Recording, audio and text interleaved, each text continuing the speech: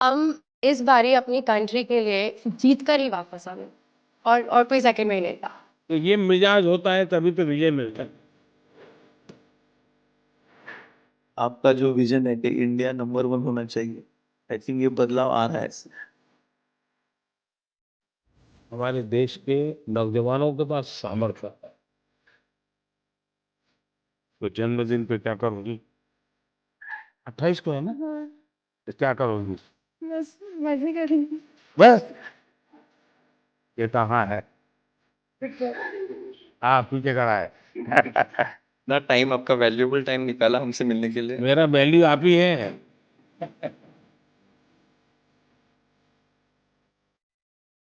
Sir ये first time India ने दोनों गोल्ड मेडल जीते हैं और टीम ने जिस तरीके से प्रदर्शन किया है वो बहुत ही बढ़िया था। मतलब 22 में से 21 पॉइंट बॉयज़ ने और 22 में से 19 पॉइंट गर्ल्स ने, सो टोटल 44 में से 40 पॉइंट हमने लिए। इतना बड़ा बढ़िया प्रदर्शन आज तक पहले कभी नहीं हुआ। कभी नहीं। वहां पर क्या माहौल था? पहली बार हम जीते, सब लोग हमारे लिए भी खुश हो गए बहुत, क्योंकि हमने इतना खुशी मनाया। तो सबने एक्चुअली हर अपोनेंट्स ने भी आके हमें बधाई दी और हमारे लिए एक्चुअली खुश हो गए, even our opponents also. Sir हमने देखा है कि लास्ट कुछ सालों में बहुत सारे जो स्पेक्टेटर्स है वो बहुत रूट कर रहे थे कि दूर दूर से वहाँ पे सिर्फ देखने आए थे ये मैच को, जो पहले मेरे हिसाब से इतना नहीं होता था। तो आई थिंक चेस की भी काफ़ी पॉपुलैरिटी बढ़ गई। तो हमें देख के बहुत अच्छा लगा कि रूट कर रहे हैं। थोड़ा प्रेशर भी होता था बट इतना हमें सपोर्ट कर रहे, वो एक अच्छा फीलिंग था। और जब हम जीते तब इंडिया इंडिया ऐसे सब रूट कर रहे थे। इस बारी 180 कंट्रीज पार्टिसिपेट करी थी, बल्कि जब चेन्नई में ओलंपियाड हुआ था हम बोथ इंडिया टीम हम ब्रॉन्ज जीते थे। वुमेन टीम का लास्ट मैच यूएसए से हुआ था जो हम हार गए थे और हमारे हाथ से गोल्ड चला गया था उस टाइम। तो हम फिर से उनके साथ इस बार खेले। फिर इस बार हम बहुत ज़्यादा मोटिवेटेड थे कि इस बार इंडिया को गोल्ड लाना ही है, इसको हराना है। इनको हराना ही है। वो मैच फाइनली बहुत क्लोज था और ड्रॉ में फिनिश हुआ, but we went on to win the gold sir. पर हम इस बारी अपनी कंट्री के लिए जीत कर ही वापस आने वाले थे और कोई सेकंड वे नहीं था। नहीं, ये मिजाज होता है तभी तो विजय मिलता है। लेकिन जब इतने नंबर आ गए, 22 में से 21 और 22 में से 19, तो बाकी खिलाड़ियों का या बाकी लोग जो इस खेल को ऑर्गेनाइज करते हैं उनका क्या रिएक्शन था? Sir I think Gukesh wants to answer that, but I just want to say one thing कि उसमें हमने इतनी कन्विंसिंगली जीता, स्पेशली ओपन टीम में ऐसे लग रहा था कि कोई पास भी नहीं आ सकता है। और हमारी वुमेन टीम में हम पहले 7 मैचेस जीतते गए, फिर थोड़ा छोटा सा सेटबैक आया, हमने रेजिलियंस दिखाई, हम वापस आए। पर हमारी ओपन टीम ने तो सर मतलब मैं क्या ही बताऊं, I think Gukesh being on board 1 was better to answer that, पर वो भाग के ले गए। Yeah, this experience was really a great team effort. Every single one of us was in like excellent form, and we were all super motivated because in the 2022 Olympiad we were very close to winning the gold medal.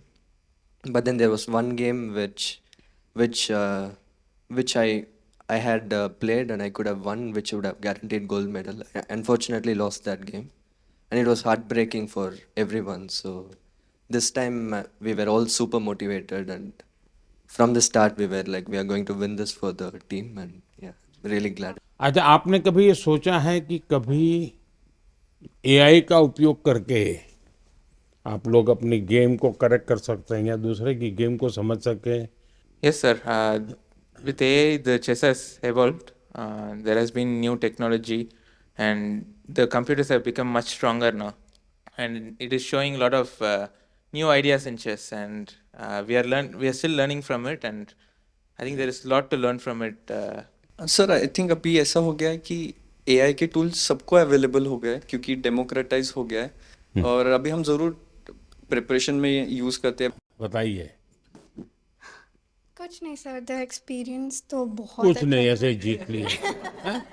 ऐसे आ गया, गोल आ गया। नहीं sir, ऐसे नहीं आ गया, बहुत मेहनत किया है। आई थिंक मेरे सारे टीममेट्स ने, इवन मेंस ने बहुत हार्ड वर्क किया है to finally get to the stage. मैंने देखा आप में से कईयों के पिता माता डॉक्टर है।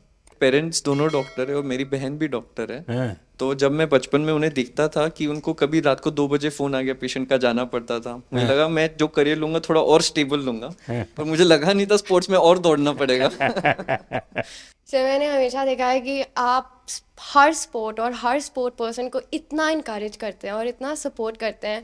मुझे ऐसा लगता है कि आपका स्पोर्ट्स से बहुत बड़ा लगाव है, हर एक स्पोर्ट से, और मैं उसकी स्टोरी जानना चाहती हूँ, ऐसा क्यों? मैं आपको बताता हूँ। मैं ये इतना समझता हूँ कि कोई देश विकसित बनता है तो सिर्फ खजाने से नहीं बनता है कि उसके पास कितने पैसे हैं, कितने उद्योग हैं, जीडीपी कितना, इतने से नहीं बनता है। हर फील्ड में वो दुनिया में महारत होनी चाहिए। अगर फिल्म इंडस्ट्री है तो मैक्सिमम ऑस्कार हमारे यहाँ कैसे आते हैं, अगर साइंटिस्ट हैं या और किसी फील्ड में तो मैक्सिमम नोबेल हमारे पास कैसे आते हैं, वैसे ही खेल में भी मैक्सिमम गोल्ड हमारे बच्चे कैसे लाएं। ये जब होता है इतने सारे वर्टिकल, तब देश महान बनता है। मैं जब गुजरात में था तब भी मैं एक खेल महाकुंभ चलाता था, लाखों बच्चे खेलते थे उसमें, तो मैं बड़ी आयु के लोगों को भी खेलने के लिए प्रेरित करता था, तो उसमें से अच्छे बच्चे आगे आने लग गए। मेरा ये विश्वास है कि हमारे देश के नौजवानों के पास सामर्थ्य है। दूसरा मेरा मत है कि देश में समाज जीवन का जो अच्छा वातावरण बनाना है, तो स्पोर्ट्समैन स्पिरिट जिसको कहते हैं, वो सिर्फ स्पोर्ट्स के खिलाड़ियों के लिए नहीं है, वो कल्चर होना चाहिए, समाज जीवन में कल्चर होना चाहिए। हर रोज़ इतने बड़े-बड़े डिसीजंस लेते हैं, तो आप क्या एडवाइस करेंगे हमारे लिए कि ये प्रेशर सिचुएशंस कैसे टैकल कर सकते हैं?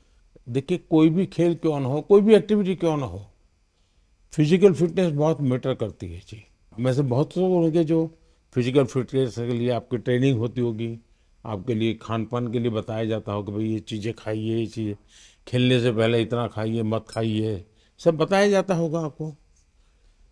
मैं समझता हूँ कि अगर हम इन चीज़ों की आदत अगर डेवलप करते हैं तो इन सारी समस्याओं का पचा जाते हैं। देखिए, डिसीजन मेकिंग के लिए आपके पास बहुत इन्फॉर्मेशन होनी चाहिए, बहुत इन्फॉर्मेशन, और पॉजिटिव नेगेटिव सब होनी चाहिए।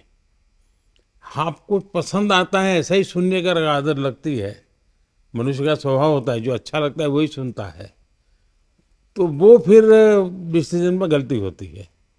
लेकिन आप हर प्रकार की चीज़ को सुनते हैं, हर प्रकार की चीज़ों को जानने का प्रयास करते हैं और खुद एनालाइज करते हैं, और कहीं समझ नहीं आए तो बिना संकोच किसी जानकार को पूछते हैं, तो फिर आपको कठिनाई कम आती है।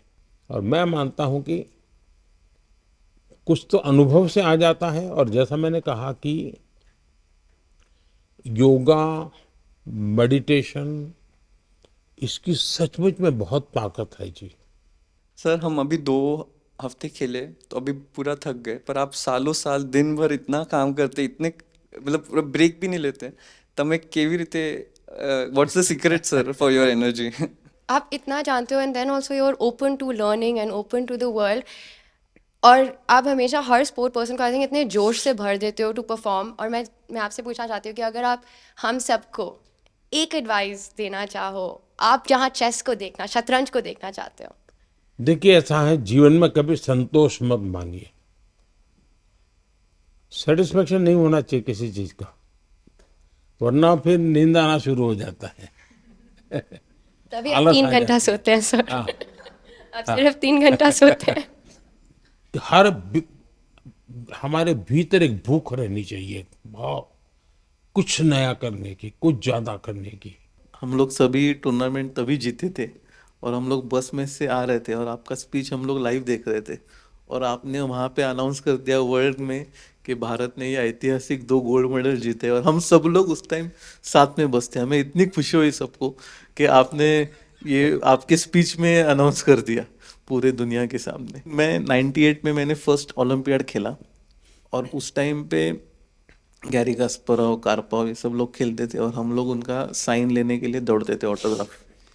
इंडिया का तब रैंकिंग बहुत नीचे था और इस टाइम पे जब मैं कोच बन के गया था और मैं देखता था कि गुकेश आ रहा है, प्रज्ञानंद आ रहा है, अर्जुन आ रहा है, दिव्या आ रही है, हरिका आ रही है और लोग उनका साइन लेने के लिए अब दौड़ रहे हैं। तो ये जो बदलाव और ये जो कॉन्फिडेंस नए फील्ड में आया है नए बच्चों में, आई थिंक वो आपका जो विजन है कि इंडिया नंबर 1 होना चाहिए, आई थिंक ये बदलाव आ रहा है। Sir thank you so much. आपने इतने शॉर्ट नोटिस में, आप यूएस में थे और आपने इतना टाइम, आपका वैल्यूएबल टाइम निकाला हमसे मिलने के लिए। हम बहुत अभी मोटिवेट हो गए। मेरा वैल्यू आप ही है।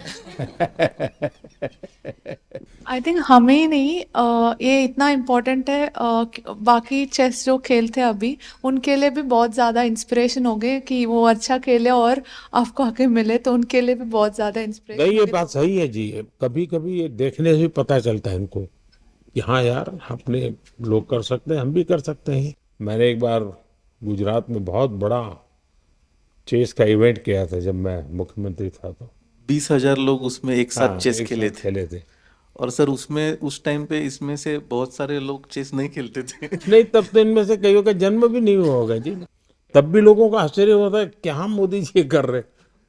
अच्छा, 20,000 को जब बिठाने की जगह भी चाहिए, तो बहुत बड़ा पंडाल बनाया था मैंने। तो हमारे अफसर लोग भी कहते थे साहब अब ये इसके लिए इतना खर्चा, मैंने कहा इसी के लिए खर्चा करूंगा मैं। सर आपने जब इतना मुझे एनकरेज किया ये, वाह। तो मैं इतना खुश हो गई थी कि मैंने कहा अब तो मुझे पूरी जान लगा देनी है चेस में, और मुझे हैं, अब तो इंडिया के लिए हर समय मेडल जीतना है। वाह। और मुझे मतलब मैं तब बहुत ज़्यादा ही खुश थी। और हैं, फिर तब आपने एक तो उसी उसी में थी तुम। हाँ, हाँ, और ये तब आपने साइमल ऑर्गेनाइज किया था और बहुत सारी लड़कियां खेल रही थी तब। वाह। तो उस समय तुम्हें वहां कैसे ले आए थे? तब मैं एशियन अंडर 9 जीती थी, तो किसी ने मेरी मम्मी से कहा कि बहुत बड़ा इवेंट हो रहा है गुजरात में गांधीनगर में, तो मुझे तब बुलाया था। तो ये मैं रख सकता हूँ ना? Yes sir. सर फ्रेम करवाना था, बट इतना हाँ? फ्रेम करवा के देना था आपको, बट नहीं बेटा, कोई चिंता नहीं। हाँ, ये मेरे लिए बहुत अच्छी मेमोरी है। तो ये शाल रखा है कि नहीं रखा है? यस सर रखा है। है? हाँ, ठीक।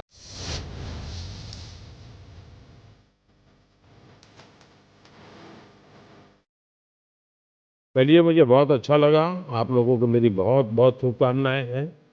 आप खूब प्रगति करिए।